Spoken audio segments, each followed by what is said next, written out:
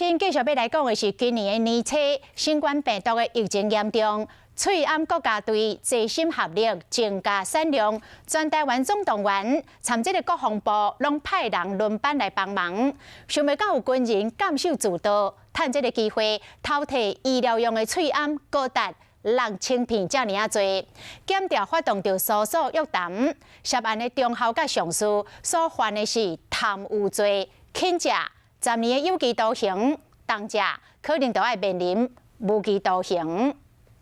一个人都要做什么？头日日拢无讲话，行真紧。伊是台北市后备指挥部姓李的中校，伊和东坡涉嫌偷国家定用的翠安。你是军人还是火打劫啊？帮忙的吗？还是民主吗？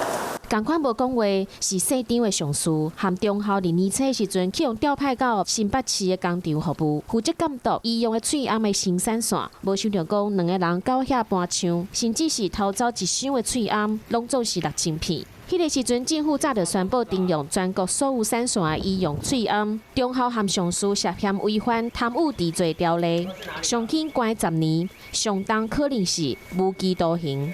那是由后备指挥部主动来报请台北地检署来侦办，并且依照刑惩并行的一个原则给予严厉的处分，绝对不会宽待。中校和上司犯案的当时，全国人民买翠安有难度，因是国军，但是因为方便煞有贪念，而且数量遐济，无可能摕去卖。检方已经对2个人都申请收押，军方嘛要调查，去用偷去的翠安拢对倒位去。